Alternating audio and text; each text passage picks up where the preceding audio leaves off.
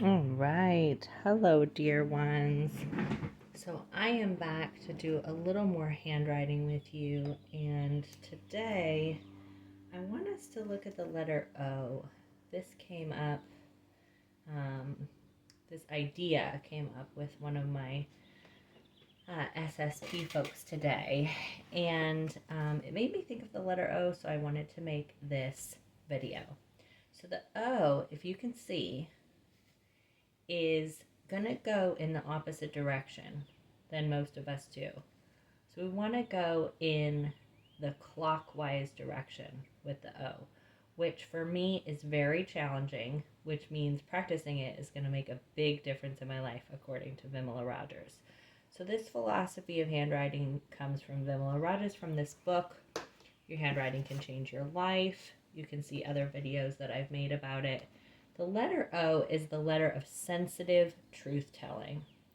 So how this came up with my friend who I was working with today is that as we start to support our nervous system, we're going to naturally be moving through sympathetic more often because of that polyvagal ladder that has us, sort of the lowest place on the ladder is the dorsal.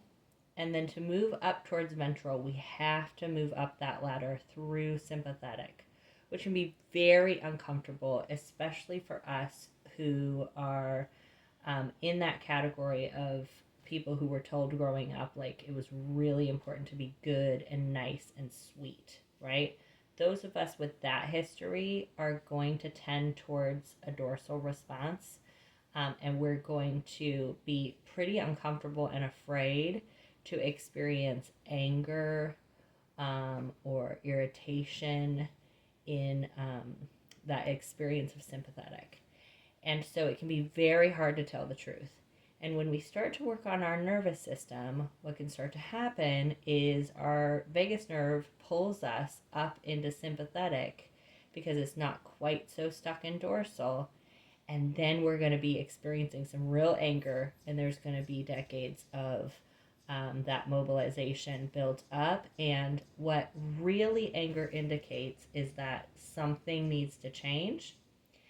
And the best way to change something is through assertive communication. And part of assertive communication is setting boundaries, right? So telling people what we're going to participate with and what we're not going to participate with is how I understand assertive communication and boundaries on the simplest level. We're not changing other people's behavior, we're changing our behavior. So, for example, if there's a person who is in my life who consistently, let's say, speaks down to me, okay? I'm not going to be saying you need to not speak down to me anymore. I'm going to be saying, I have decided that I'm no longer going to spend time with people who speak down to me. So it's a real self-responsibility is a boundary.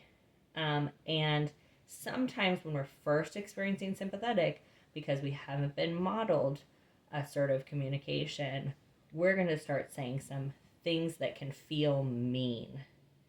We're going to be telling the truth, maybe, but it can feel a little mean. And then we may have a shame spiral and kick ourselves back down into dorsal. Okay, so the message of this beautiful O is sensitive truth telling. So she says, how often in self righteous justification have you said, I only told the truth, when what you have really done is hurt someone irreparably with cold facts that are often not even closely related to truth telling? The letter O, well drawn, insists that you speak to the indwelling spirit in another. I love that, the indwelling spirit. So you're speaking not to them, not to their ego, not to the situation. You're speaking to the indwelling spirit of another. So the declaration of intent for the O is, my words are always kind and helpful. And it's the second letter in the family of communication. Communication through respectful speech, also called sensitive truth-telling. This is speech that heals, never harms. It is important to distinguish between speaking the truth and sharing cold facts. Sensitive speaking honors the listener, conveys the truth, and never judges, for it speaks to the indwelling spirit of the listener. This attitude is reinforced by the habit of inscribing the letter O in a clockwise direction. The letter O drawn counterclockwise tends to encourage fact sharing, with little concern for how the listener will interpret it. It can be quite hurtful. By drawing your O's clockwise and uncluttered, respectful speaking becomes a habit. So this one I feel like is a real mature version. You know, when we first start to think about telling our truth or speaking up for ourselves, sometimes we're doing a lot of blame casting. So in that example I gave earlier, we might say, you know, you consistently put me down. That's not kind. You should do some self-development. I deserve to be spoken to kindly, you know, and you're doing a lot of blaming and shaming of the other person and trying to control them. And when we do this sensitive truth telling, we can do something that's more self-responsibility, like I said, and we can say something like, oh, you know, I just am choosing to spend time with people who speak in a way that really lifts me up. And they're going to get that message, right? And they might even say, well, I'd like to learn how to do that, right? And if you want to take it even one step, you know, more radical, Byron Katie, who came up with the work and who really, her philosophy has changed my life dramatically. She really encourages us to consider what wisdom is coming through even the person who's putting us down. So, you know, she always tells this story of she had an ex-husband who would say, Katie, what the hell are you thinking? And she would go, yeah, what the hell am I thinking? She'd be like, yeah, this is so interesting. Fascinating to think about what the hell am I thinking about? So, you know, not all of us are quite there yet, including me. But it is interesting to just think about what could it mean to really, you know, for example, if someone says to me, you're a terrible parent, okay? And I might go, okay, what information could I get out of this? And how can it make me even clearer on how I want to be in the world? Because really everything that is offered is, what do they call it? Food for thought. Everything. But I really like this sensitive truth telling. And I will tell you that I practiced this O a lot last week in preparation for seeing my parents. I haven't seen them in a few years, and it was going to be a big weekend together, and I wanted to really behave according to my values with them. And so I did a lot of preparation, including extra therapy sessions and all sorts of things. But one of the things I did was practice this O.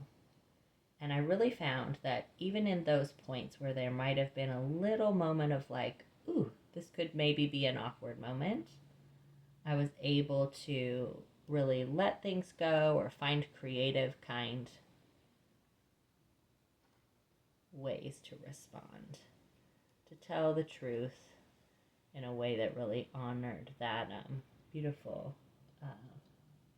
indwelling spirit in them. So try this O out. The lowercase is really the same thing. You're just going to make it nice and fat and round. Let me just read you the directions. So fill the mid and upper zones by inscribing a clockwise circle, beginning and ending at the top, clean and clear with nothing inside it, so there's no loopies at the top. And for the lowercase, same thing, fill the mid zone with a clockwise circle, beginning and ending at the top. And there is if you add a bridge stroke, simply pause as you reach the top of the mid zone, then draw a short horizontal stroke to the right.